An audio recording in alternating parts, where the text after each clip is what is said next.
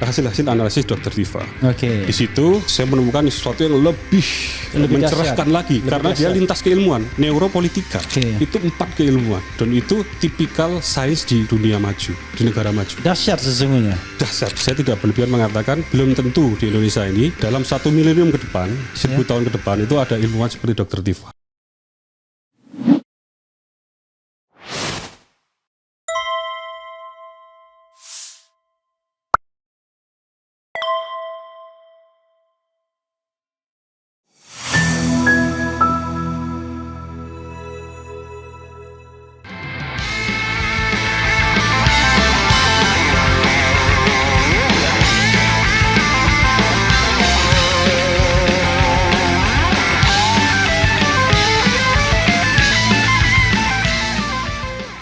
Nah, saya sedang menyusun juga narasi karena sekarang saya sedang membaca tentang hasil-hasil analisis Dr. Tifa. Di situ saya menemukan sesuatu yang lebih mencerahkan lagi karena dia lintas keilmuan, neuropolitika. Makanya saya kagetnya ini ada di Indonesia gitu.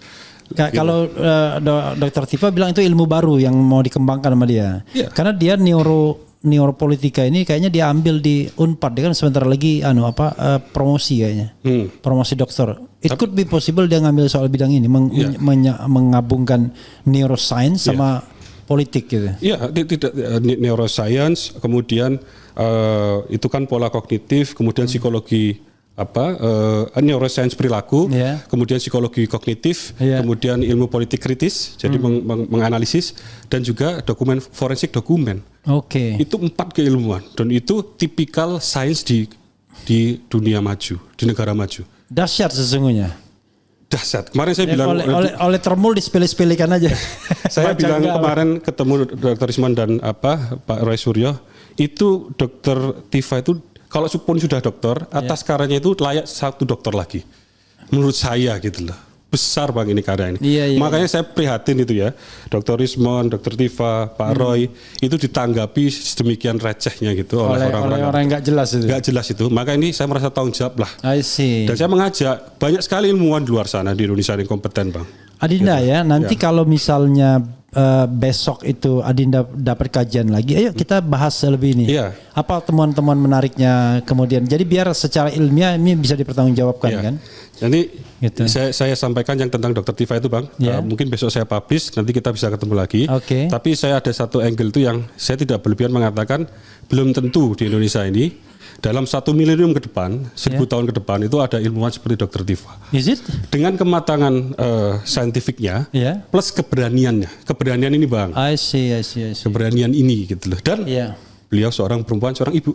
Beban lebih berat Bang daripada kita mungkin. Iya. Itu loh yang saya katakan mungkin belum tentu ada 1000 tahun lagi seperti di luar itu Bang, karya seperti ini diganjar lah jadi nomini award ya. Mungkin kalau itu aplikasinya di dunia nyata membela kebenaran bisa kalau jurnalisme itu Pulitzer Award. Nah, itu mungkin ya. Tapi ini apalah buku apa gitu ya. Ya, kalau di computer science ada Book of the Year. Ada Turing Award ya di computer science atau apa itu yang award lain lah ya, artinya penghargaan lah gitu ya. Gitu. Saya aja ya yang tiap hari bergaul gitu ya dengan mereka ini tidak menyadari karena kan disiplinnya berbeda banget. Tapi saya cuma dengar aja, baca aja, tapi tidak bisa membayangkan dahsyatnya itu yang Adinda katakan seperti itu. Yang Dr. Tifa itu saya terkesima gitu. Dr. Ismon dengan sistematisnya karena kebetulan bidang saya, jadi saya membaca jauh lebih cepat lah itu maksudnya. Makanya saya langsung cepat buat video itu. Langsung catch up. Ya, bahasa Perancisnya langsung nyantol. Ya. Kemudian Dr. Tifa itu, nah kebetulan di Belanda dulu saya Bang banyak sekali saya mengkomputasi, memodelkan data psikologi klinis. Adinda dari Belanda atau S3-nya Belanda. S3-nya Belanda. Di mana? Di Radboud University Nijmegen di selatan. Di Radboud. Radboud. Ya. Kalau tim sepak bola apa? Ada Nijmegen apa itu? Nama kotanya gitu. Nijmegen. Nijmegen. Ya, Nijmegen. Tulisannya Nijmegen. Nijmegen. Ya, Nijmegen. Nah, itu. Jadi saya banyak sekali mengkomputasi waktu itu data-data psikologi klinis. Bahkan saya pernah memodelkan data berkaitan dengan otak gitu. Yang di sini di neuroscience, di neuropolitika oleh Dr. Tifa dibahas itu kemudian dihubungkan. Jadi Dr. Tifa itu berusaha melihat dari dengan neuropolitika itu bagaimana keputusan atau narasi politik fenomena sosial politik itu bisa dikonfirmasi melalui pola kognitif. Pola kognitif itu Bang, artinya dia bisa melihat perubahan respon ya, bisa ini orang ini jawabnya terlalu umum. Umpamanya saya tanya Bang Refli dulu kuliah magister di Amerika, saya tahu. Tapi sekarang seumpama Bang Refli, saya tanya gini, Bang Refli bagaimana ceritakan dulu S2 di Amerika? Bisa kan menjelaskan? Bisa dong. Secara umum bisa. Ini karena ini kajian neuroscience-nya ya, Dr. Tifa ya. Itu karena hipokampus itu tadi yang mengkonsolidasikan memori autobiografis itu provide ke Bang Refli dalam otak itu segala kenangan masa lalu itu ada. Bang Refli akan menjawab dengan luas saja. Tapi begitu jawabannya ada delay kognitif, jeda-jeda, umum-umum saja. Ya saya dulu kuliah di Amerika, dah gitu. Ditekan lagi ya, tanya aja kampus saya gitu. Nah itu hipokampusnya lemah. Kemudian saya ingat hari pertama dikumpulkan, kemudian ada Douglas Castle, kemudian teman-teman suruh bergiliran ngomong. Itu Bang Refli, itu Bang Refli akan bisa cerita sejam tanpa jeda. Tanpa berpikir, itu hipokampusnya menyediakan memori episodik dan autobiografis. Itu dikatakan Dr. Tifa. Dia mengamati 35 cuplikan video wawancara Jokowi dari 2000 berapa itu sampai kurun waktu 5-6 tahun. Dia amati betul. Nah nanti saya akan coba lebih terangkan lah dalam itu. Insya Allah. Jadi ini karya ilmiah Bang. Untuk membantah ini harus dengan karya ilmiah. Kalau membantah dengan pasal-pasal dan segala macam yang sifatnya kriminalisasi ya ini tentu sangat menyedihkan. Karena ilmiah sebagus ini harusnya dihargai. Paling enggak kalau memang pihak berwajib itu penasaran ini benar atau tidak, ya dikaji gitu. Ya diundanglah orang-orang yang paham bisa membaca ini. Diminta menjelaskan dalam bahasa yang lebih mudah. Jangan yang diundang adalah orang-orang yang sanggup mengkriminalkan. Wah, itu. Bahkan yang saya dengar ya, karena saya kan tidak ikut mendampingi karena belum lawyer, belum kuasa hukum atau penasihat hukum. Itu Dr. Tifa bahkan seolah diragukan keilmiahannya, diragukan kompetensinya, bahwa dia tidak punya legal standing untuk ngomong, untuk melakukan semacam penelitian apapun ya, termasuk ijazah dan lain sebagainya. Padahal kan pendekatannya kan dia kan menggunakan pendekatan neuropolitika yang barangkali berbeda. Kan saya ingat perdebatan dengan Ade Armando. Gimana coba membuktikan antara di ilmu otak itu dengan ini palsu atau enggak? Padahal kan ini kan saling melengkapi kan. Ini ada forensiknya, ada fisiknya, ada apanya. Lalu ini bagaimana respons orang ekspresi. Itu bagaimana ekspresinya kan begitu. Silakan. Itu ilmu mahal gitu Pak. Jadi Dr. Tifa itu peneliti sejati. Saya katakan saya belum pernah ketemu Dr. Tifa. Sampai sekarang? Belum pernah ketemu secara langsung. Luar biasa hidup Anda ini. Kita sudah ribut 6 bulan ini ketemu Rismon gak pernah ketemu Dr. Tifa. Roy Suryo pernah. Kalau ketemu Bang Roy, Bang Rismon akhirnya kemarin ketemu kan kemarin. Setelah video itu ketemu. Roy Suryo gak pernah juga sebelum video kemarin? Pernah ketemu. Pernah sebelumnya. Padahal sama-sama dari Jogja. Sama-sama Jogja. Ketemunya di Jakarta itu juga. Nah, kalau ketemu langsung Dr. Tifa artinya berbincang-bincang ya, berkenalan itu belum pernah. Artinya saya ingin menyampaikan yang saya sampaikan itu insya Allah objektif. Iya. Nah, saya amati. Jadi kemarin setelah saya sambil baca ini, sekarang masih baca ini, supaya seksama, supaya yang saya sampaikan nanti juga atas dasar yang kuat lah ya analisis juga. Itu saya amati juga pernyataan-pernyataan beliau. Saya bisa katakan beliau peneliti sejati. Ya, selain tadi yang saya sampaikan metodologi yang dipaparkan di sini itu sangat saintifik. Itu dari sedikit banyak pengalaman saya mereview jurnal internasional, Bang. Jadi saya sedikit banyak adalah pengalaman, termasuk mereview jurnal-jurnal Q1. Ya, bagi saya pencapaian tertinggi mungkin permintaan dari scientific report. Itu jurnal dari Nature. Itu saya pernah diminta kalau dari BMC dan lain-lain cukup dulu setiap sebulan ada sekali 2 kali lah. Artinya saya ada standar yang saya lihat di luar sana. Saya lihat ada di sini. I see. Makanya saya begitu melihat respon-respon yang ngawur-ngawur itu marah sebagai manusia. Sedih banget itu ya. Sedih, marah. Karena beliau ini memang saya pun juga baru tahu ya belakangan. Beliau ini sebenarnya hampir menyelesaikan doktor di 4 bidang, 4 universitas atau 4 pusat pendidikan. Dan itu berbeda-beda. 1 politik di Unpad, 2 kedokteran di UI bakal. Nah itu dalam berapa bulan ke depan atau mungkin kemudian sempat juga filsafat di Dryarkara, tapi kelihatannya kita tidak tahu apakah akan diselesaikan. Dan satunya lagi di Norwegia. Kalau melihat cara dia menulis, itu diksi dan pemilihan segala macam itu sangat luas.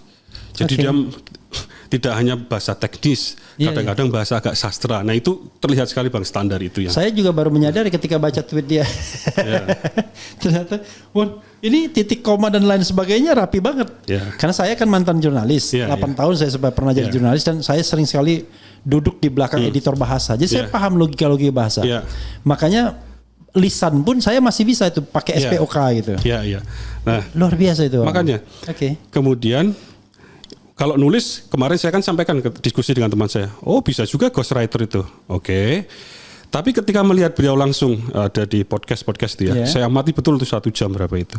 Ya memang itulah beliau. Enggak, kalau ghostwriter nggak mungkin. Makanya artinya tidak mungkin. Siapa mau yang ngegosin untuk ngomong yang nulis seperti itu? Nggak, artinya ketika bertutur kata pun, itu kan mewakili. Kelihatan sih orang pikiran secara langsung. Kemampuan nulis dan lisan itu menggambarkan. Dan ini confirm. Walaupun ada 1-2 orang yang lisannya jelek tapi nulisnya bagus banget. Nah ini keduanya beliau miliki. Jadi harus kita apresiasi loh. Ini layak.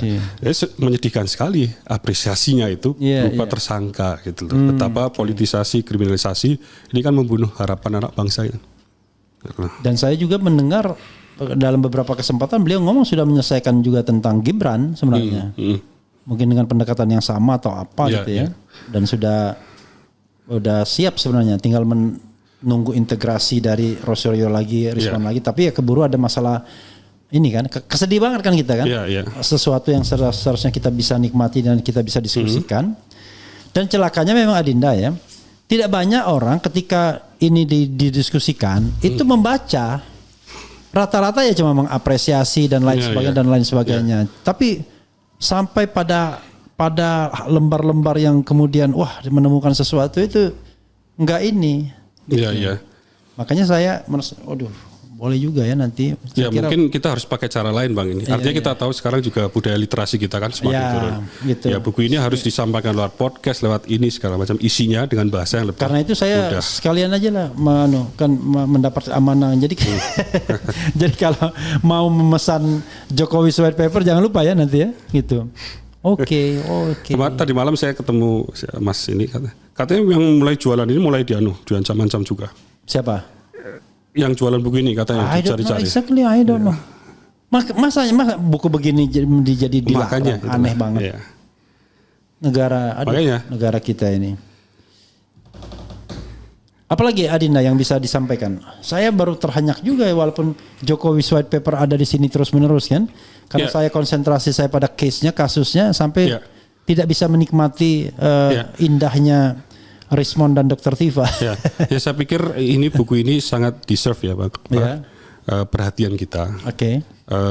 Perhatian masyarakat luas dan kita dihadapkan pada budaya literasi yang semakin menurun. Jadi harus cari cara bagaimana buku ini bisa sampai nilai-nilainya inti-intinya itu ke masyarakat luas.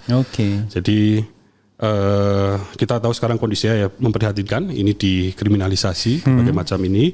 Makanya saya juga mengajak ke ilmuwan, saintis akademisi, ayo bantu, ini ada yang sudah memulai sejauh ini.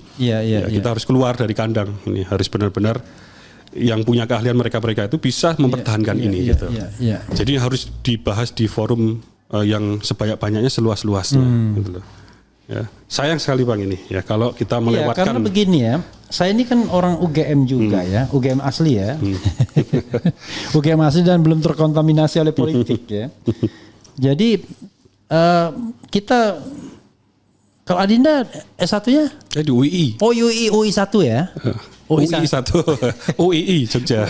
UI 1. Jadi anak-anak UGM itu ya sebenarnya dia betul-betul memegang tradisi ilmu ya yang baik gitu ya. Paling tidak beda lah Jogjanis ya, Jogja style itu beda. Karena kita dari awal tuh tidak dididik untuk materialistik. Oke. Jadi materialismenya itu baru setelah pindah ke Jakarta. Di sana masih pure ya, Iya, masih pure. Pokoknya berpikirnya tuh beda banget. Iya. Oke. Oh, keren. Nah, kemarin saya ketemu Bang Rismon, saya minta Bang source code-nya tolong di-share ke saya mau replicate. Ini budaya akademis Bang. Jadi seluruh source code ini dia bilang mungkin akan saya publish mungkin di GitHub. Nah, dia sangat nyantol GitHub itu repository. Bisa dibuat publik, siapapun itu bisa nanti menggunakan, bisa mengembangkan, bisa menguji. Iya. Itu. Nah, kan ada tuduhan bahwa ini apa yang dilakukan Bang Rismon itu mengedit, Bang. Mengedit image kan. Iya. Nah, saya bisa pastikan di bagian saya berani konfront dengan siapapun karena saya bisa baca kode ini setiap baris itu, setiap source code. Di mana bagian yang mengedit. Oke. Kalau sifatnya pre-processing ya mungkin ada, tapi dia tidak menghilangkan substansi. Iya, dan tidak mempublikasikan ininya kan. Maksudnya kan dia tetap yang awalnya tetap ditampilkan. Iya. Kan itu kan apa istilahnya nipu dia kalau dia ngedit diedit dan pasal 35 itu diedit agar tampak otentik. Loh ini kan dia tidak melakukan sebuah hal yang otentifikasi kan, yang dia lakukan justru membuktikan bahwa itu palsu. Iya. Gimana ngomong kalau dia ngedit jadi otentik gitu. Kebalik-balik mereka ya, ribet itu pikirannya. Jadi tidak ada edit di sini. Pre-proses mungkin ada, tapi dalam rangka untuk analisisnya semakin kuat. Kadang begini Bang, kalau kita menganalisis sebuah image, ya kita digitalisasikan, ya kita transform menjadi matriks numerik lah istilah teknisnya. Itu dalam sebuah image, mau image ini ya Bang, kita scan. Nggak semuanya itu penting ketika kita komputasi Bang. Kita buang yang tidak penting supaya komputasi itu semakin cepat, semakin akurat. Itu pre-processing namanya. Iya, terkonsentrasi gitu-gitu. Iya betul. Jadi dihilangkan sementara tapi dokumen aslinya ya tetap. Yang penting-penting umpamanya kita ingin mengklasifikasi ini manusia atau bukan ya, maka kita harus pertahankan yang bagian-bagian wajah. Mungkin background yang ada yang lain kita buang dulu. Gitu. Itu pre-processing. Itu lumrah di dunia AI, deep learning, dunia image processing. Kalau edit itu apa istilahnya pre-processing? Oke. Pra pemrosesan. Oke. Kalau editing itu matanya diganti. Ya. Wajahnya diganti, lalu outputnya adalah berubah jadi otentik, seolah-olah otentik. Nah, ini boro-boro tidak ada statement dari RRT yang mengatakan ini loh ijazah yang otentik. Itu ada gimana? Kalau mau kita simpulkan justru ini kan mempertanyakan otentikasinya. Iya. Ya. Kok tiba-tiba dipaksakan menggunakan pasal 35 itu, 35 Undang-Undang ITE. Itulah. Gitu. Ya. Nggak masuk akal memang. Ya, gitulah Bang kira-kira. Pokoknya ini harus kita terus Oke Adinda, kita coba bacakan ya komentar sobat era sekalian yang kadang-kadang bertengkar di antara mereka dan saling ngata-ngatain. Tapi yang ngerti coba kita bacakan. Tuh kan, setelah Roy Panci CS masuk penjara, kacau ya. Apalagi nih, ntar. Resensi karya ilmiah, buku Dunia Ilmu Objektif yang terlanjur direlatifkan selama era Mulyono dibelokkan ke dunia politik relatif. Memang betul hebat Dr. Rismon, berani dan cerdas. Kemudian yang ngata pun Tifa peneliti ari-ari satu-satunya di dunia. Oke. Peneliti ari-ari maksudnya nggak jelas ya. Nah ini sejak kapan meneliti fotokopi disebut ilmiah? Ini orang bodoh ini ya. Tapi coba nanti dijawab ya. Gitu. Ini kan klaimnya tuh. Kan nggak ada yang aslinya. Gitu. Oke. Semua sains Bang. Semua dari awal peradaban manusia itu kemudian berkembang pendekatan sains itu berangkat dari hipotesis. Kalau nggak kuat, nalar manusia itu terbatas membaca alam ini. Gitu. Ya. Berangkat dari asumsi. Maka di jurnal-jurnal Q1 sekarang top itu, we assume, presumably, semua itu berangkat dari kita mengasumsikan. Sekarang yang ingin dijawab adalah dibuktikan adalah autentikasi atau kita memvalidasi ijazah tersebut kan. Kita harus punya inputnya, karena ini pendekatannya oleh Bang Rismond yang dilakukan adalah citra digital ya, forensik digital, gitu, image processing. Ya perlu input citra dari ijazah Jokowi. Sekarang dari semua yang ada yang terbaik yang mana? Yang itulah. Berangkat dari situ sebagai asumsi, kita berasumsi ini adalah dokumen ijazah. Citra digitalnya. Berangkat dari situ dan itu sudah sangat legitimate, sudah sangat cukup dalam dunia sains internasional. Sudah adequate, sudah cukup gitu. Sudah cukup. Cukup mau apa lagi gitu. Berangkat dari situ kemudian lakukan pendekatan ilmiah ini, diskusikan, kemudian simpulkan. Jadi nggak bisa kita bilang, oh itu hanya fotokopi. Ya itulah yang paling kuat hipotesis saat ini. Sama dengan kalau kita mau melihat bagaimana wajah orang, karakter, kan nggak mungkin kita temui orang itu langsung lihat. Yang kita lihat kan citra digitalnya, foto kan. Dari foto yang berbagai sudut itu, yang kita yakin ini representasi terbaik, baru kita teliti kan gitu. Jadi itu sudah sangat benar. Jadi saya katakan nanti inputnya pun berganti. Citra digital tadi pun mau diganti, seandainya ada hipotesis yang baru atau yang lain. Seluruh pendekatan yang dilakukan di sini itu tetap legitimate, tetap benar. Gitu Bang. Ya sebenarnya kalau kita mau membuka mata, setelah KPU Solo, KPU DKI dan KPU RI memberikan fotokopi legalisir ijazah Jokowi, maka kan kita tahu bahwa itulah yang disetor. Artinya ijazah yang dia pakai kacamata, rambutnya rodok gondrong, kemudian ya begitulah ada tanda tangan rektor, Teguh Yaakob dan lain sebagainya. Ya itulah yang sebenarnya objek yang sama yang diteliti oleh Rismond, oleh Roy Suryo. Kalaupun ada deviasi sedikit ya paling itu tidak signifikan mungkin. Bahkan yang diaku oleh Andi Azwan beberapa hari yang lalu, ini saya eksklusif. Asli. Ada Bang Refli kan situ.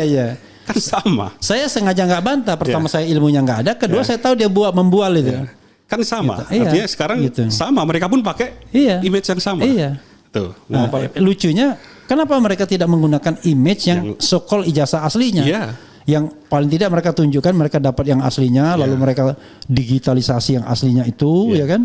Kan sama, mereka menggunakan hal yang bahkan menggunakan yang sama. Gitu. Terlepas dari itu pun jadi pernyataan bahwa fotokopi nggak boleh, enggak gitu. Itu pernyataan yang tidak ingin kita maju berprogres dalam kasus ini. Dan hati-hati loh, pasal 35 itu masih bisa dikenakan dengan orang-orang yang mengedit seolah-olah itu asli, otentik, sebenarnya terbalik. Gitu. Kalau kita objektif dalam pendekatan hukum. Betul Bang. Gitu. Jadi nanti subjek yang tersangka itu justru bukan beliau-beliau bertiga ini.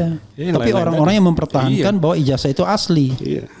Dengan segala dan ini membantu mencari. Membantu membuktikan.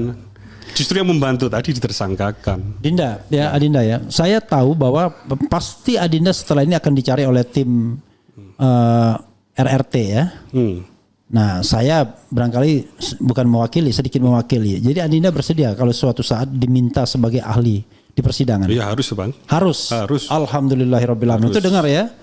Roy, Rismond dan Dr. Tifa ya, Ridho Rahmadi bersedia untuk menjadi ahli di persidangan menerangkan bagaimana ilmiahnya buku Jokowi's White Paper ini. Sampai mengatakan nggak bisa kita bantah Rismond kecuali Anda membuat karya yang sama tetapi dengan asumsi yang berbeda. Kalau ini asumsinya ijazahnya palsu, Anda buatlah asumsinya ijazahnya asli. Tetapi prosedur dan lain sebagainya harus terbuka seperti ini, yang bisa dicek. Ini dipublikasikan. Iya, dipublikasikan, gitu. Luar biasa. Kita bacakan lagi ya, sedikit lagi ya.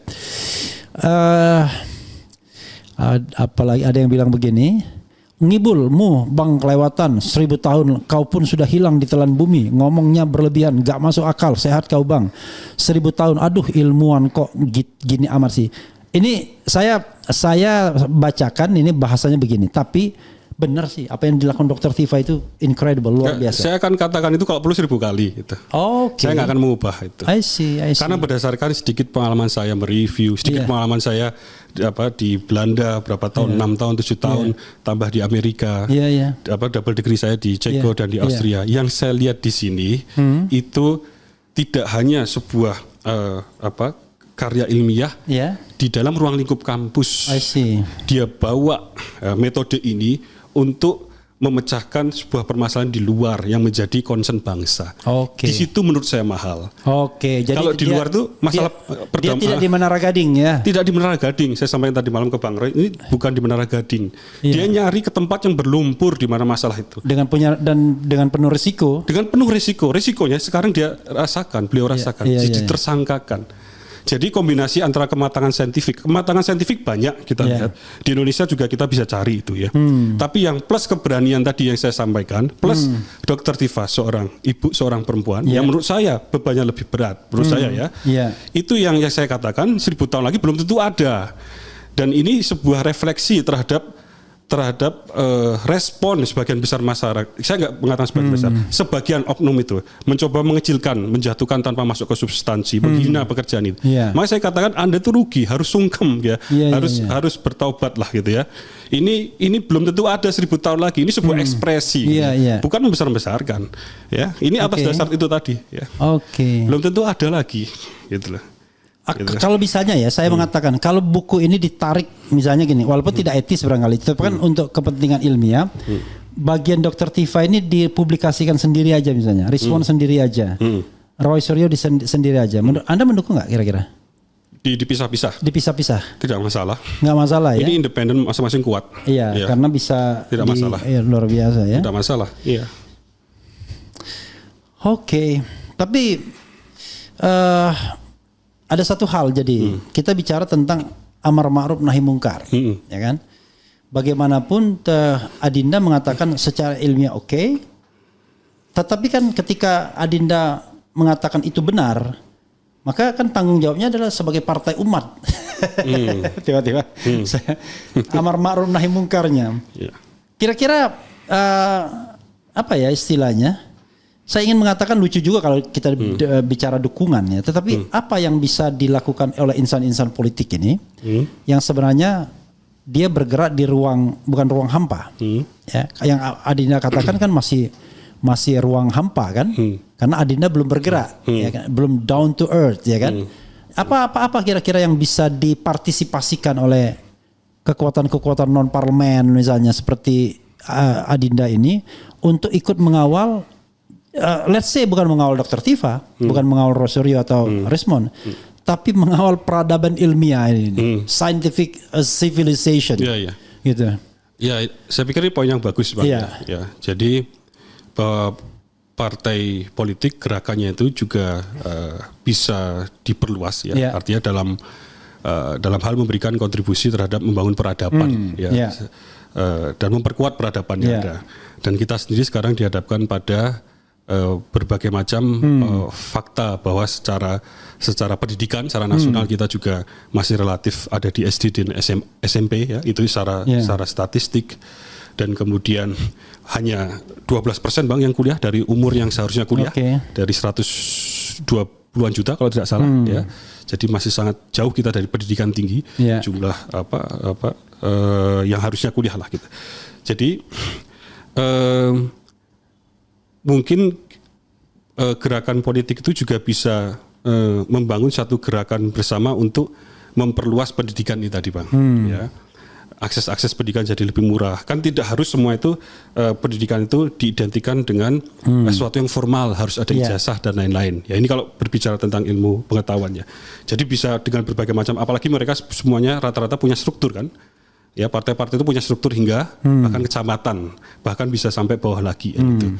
Itu kok dijadikan simbol-simbol pendidikan, saya pikir akan impact-nya sangat cukup besar lah gitu ya.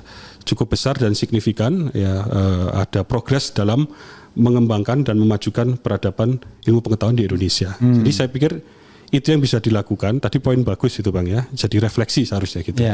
Ya adapun nanti kalau itu semua partai-partai non parlemen, terutama yang parlemen ya, itu bisa mereka lah membuat kebijakan dan lain-lain ya. Iya, maksud saya kan gini, bagaimana kemudian to save ya kan, 3 orang yang sangat potensial bagi bangsa ini, ya kan, dan incredible, Dr. Tifa kemudian respon yang kita kemudian tiba-tiba lihat baru sadar ya kan bahwa itu dengan background ilmu yang dahsyat, bukan sekedar ayat-ayat dalam KUHP saja kan, tiba-tiba memuak kesadaran kita bahwa bayangkan ini orang sedang menghadapi sebuah kriminalisasi, penjara, bahkan ancaman 12 tahun hanya karena ketidakmengertian kita, kegagalan kita, kegugupan kita dalam menghadapi hal yang besar ini. Kan ini menjadi persoalan. Dan celakanya penegak hukum selalu ketinggalan. Bagaimana dia bisa mengapresiasi sebuah lompatan pemikiran. Kalau dalam demokrasi lompatan berpikir secara partisipatif ya, participatory demokrasi. Tapi kalau ini berbicara lompatan ilmu pengetahuan yang tidak terbayangkan oleh seorang penyidik atau penegak hukum, gimana? Seorang Ridho Rahmadi yang ketua Partai Umat tapi paham tentang artificial intelligence harus ngambil peran juga dong untuk menggalang kekuatan non parlemen atau apapun. Okay.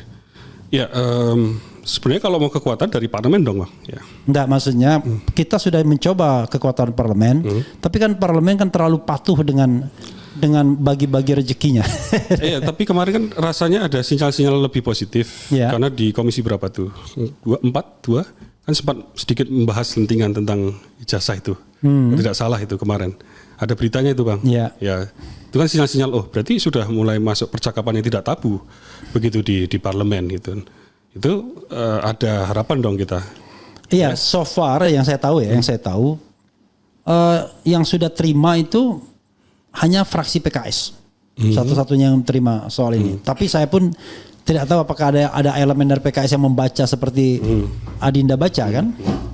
Dan kemudian ada juga komisi 3 tapi ternyata staf-stafnya saja yang terima, staf-staf ahlinya dan lain sebagainya. Tidak ada anggota DPR yang mau menerima dan mengambil resiko untuk menyimak mengenai ijazah ini. Karena mereka selalu berpikir wah ini soal sepele, soal remeh-temeh.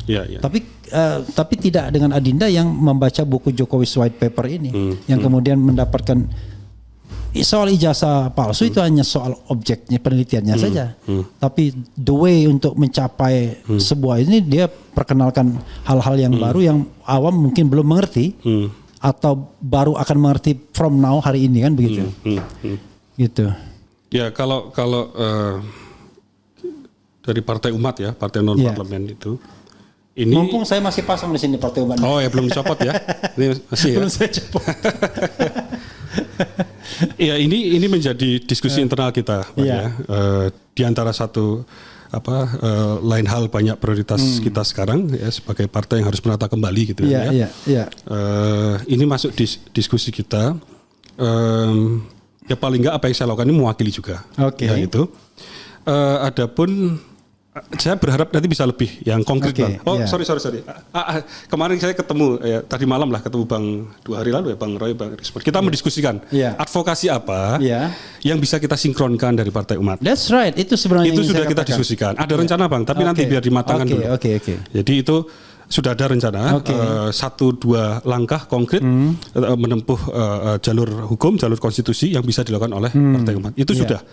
Kemarin sudah masuk diskusi internal kita sampaikan ke forum tersebut yang mereka memberikan dukungan, bahkan memberikan alternatif-alternatif. Kadang-kadang ya tidak perlu misalnya struktur partai yang bekerja, cukup dengan simpatisan partai atau anggota partai biasa. Karena banyak hal sebenarnya yang bisa dilakukan untuk membela mereka yang terancam ini. Kalau kita mengandalkan misalnya peran media seperti televisi, mereka seperti kotak sampah aja. Ada A dan B yang berdebat dimasukkan semua, selesai udah bubar ya kan, bubar dan lain sebagainya. Sementara kalau kita mau membuktikan secara ilmiah atau secara legal ya bahwa legally proven soal ijazah ini palsu atau tidak palsu, seolah-olah penegak hukum menutup diri kan sudah. Padahal bukti begitu banyaknya. Bukti buku ini juga seabrek-abrek, ahli ada, saksi kasmujo. Jadi banyak sekali sebenarnya. Bahkan ketika Bareskrim, Mabes Polri melakukan, Dirtipidum melakukan, Direktur Tindak Pidana melakukan press conference pada tanggal 22 Mei, Kan di situ terlihat banyak sekali mereka akhirnya secara tidak sengaja spill dokumen-dokumen yang sebelumnya kita tidak tahu. Misalnya dokumennya ternyata cuma sarjana muda, IP-nya cuma berapa dan lain sebagainya, nggak matching antara sarjana muda dan kemudian tambahannya bisa sampai 200 SKS kan nggak masuk akal gitu. Nah, tetapi kemudian lalu yang terakhir yang nohok bahwa ternyata dokumen yang diserahkan ya itu podo sama. Dan kompak menutup siapa yang melakukan legalisasinya, legalisirnya. Kan kita tahu kenapa ditutup. Kalau pejabat legalisirnya ketahuan, kan bisa dicari tuh orang, benar gak? Anda melakukan legalisir ini. Jangan-jangan itu pun sebenarnya fake ya kan? Coba bayangkan. Luar biasa kan hidup kita ini kan. Tiba-tiba orang yang ingin mengungkapkan kebenaran demi good governance, clean government, tiba-tiba justru yang akan dipenjarakan. Kacau negara kita Pak Prabowo. Ini kan mau membantu ini. Iya. Itu. Ya kita melakukan Bang. Kemarin kita kita ketemu, kita sampaikan 2 alternatif langkah. Mereka menambahkan masukan-masukan. Intinya kita ingin menyinkronkan advokasi apa yang kita bisa bantu dan sudah ketemu ini ya beberapa step yang akan kita ambil insyaallah. Ya. Bila nanti Adinda bikin penelitian lagi dan kita bahas lagi di sini. Insyaallah. Jadi ini sobat era sekalian ya, kalian-kalian yang kadang-kadang cuma melihat sesuatu itu tidak secara ilmiah, ini kita tantang. Coba ilmiahnya di mana, tidak ilmiahnya di mana. Jadi kita bila perlu era channel bikin debat ya kan. Mungkin gini Bang, yang berikut saya akan masuk coba lebih teknis. Supaya tidak pada tataran abstrak saja. Ya, tataran cuman kognitif kan. Iya, saya coba siapkan gitu yang mungkin bisa dilihat. Ya. Tidak terlalu panjang juga supaya tidak terlalu banyak, tapi satu-satu tapi orang yang penting paham gitu. Nah, ini yang dilakukan. Adinda siapkan PowerPoint presentation, kita masukkan integrasinya. During our interview itu bisa ditampilkan satu-satu. Gitu. Itu ide bagus menurut saya. Adinda, ada lagi nggak ya? Cukup. Atau dari situ? Ada di sini. Tapi kita nggak usah bacakan ya. Kelihatan Adinda udah mulai gelisah soalnya. Kayaknya ada agenda yang harus dihadiri. Silakan closing statement Adinda. Ya itu hari ini Bang undangannya 3. Semua membahas ini. Jadi ya semua membahas ini yang live cuma di RH Channel kan. Betul. Itu salah satu keberanian ilmiah RH Channel, berani live. Itu lebih lagi itu. Lebih berani lagi itu. Iya. Jadi Bang mari kita ini adalah karya ilmiah, ini adalah emas gitu. Bodoh sekali kalau kita buang.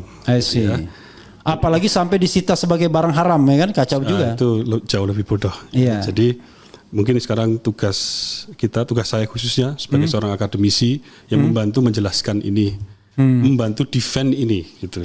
Ini adalah karya ilmiah, kemudian ini hampir mustahil dibantah kecuali dengan approach yang serupa. Hasilnya kita bisa kemudian dudukkan bersama dan diskusikan. Dan ini harus disampaikan seluas-luasnya, sebanyak-banyaknya dalam bahasa yang lebih mudah dipahami. Ya ini mungkin saya cenderung lebih mudah memahami dari Dr. Rismond karena bidangnya berdekatan. Tapi masyarakat umum mungkin ini harus dipaparkan dengan bahasa yang lebih bisa dipahami. Maka nanti saya usulkan Bang, kita mungkin cari waktu, saya siapkan dulu. Nanti kita buat lebih banyak visualnya.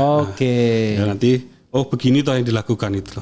Begini toh. Jadi supaya nanti masyarakat luas mengerti bahwa ini adalah sesuatu yang benar secara metodologi. Sayangnya Dr. Tifa sudah tidak punya waktu lagi untuk menjelaskan secara visual di RH Channel. Nanti saya coba cari angle tentang Dr. Tifa ini analisisnya. Insyaallah. Closing statement. Ya itu cukup. Cukup. Saudara sekalian ya, akhirnya saya mendapatkan satu gairah ya. Kadang-kadang kalau kita tidak ditunjukkan makna sebuah buku, makna sebuah karya, karena kita terbatas kemampuannya atau interest dan latar belakang pendidikan kita berbeda, kita tidak tahu bahwa emas itu ada di depan mata. Tapi kemudian ketika ada orang mengatakan itu emas, mudah-mudahan ini semua kita tergerak untuk membaca Jokowi's White Paper. Dan sekali lagi ya, akhirnya ya saya punya tanggung jawab juga untuk memasarkannya.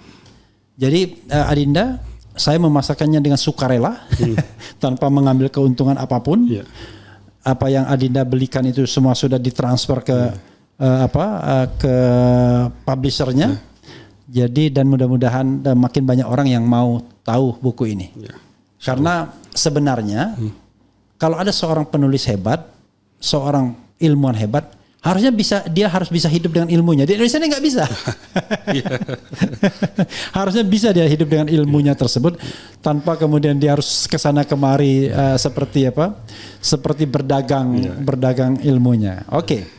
Karena kemampuan beli kita makin menurun, ekonomi makin menurun, tetapi mudah-mudahan daya kritis kita makin meninggi. Pak Prabowo, ya, tolong perhatikan, kita tidak minta apa-apa, tapi yang penting yang namanya freedom, ya, of speech, freedom from fear, ya kan, dari ketakutan, itu tetap dipelihara, dan kemudian freedom of association juga, ya, freedom of delivering opinion juga, menyampaikan pendapat baik secara lisan dan tulisan tetap kita junjung tinggi dan dilindungi atau diprotek oleh negara.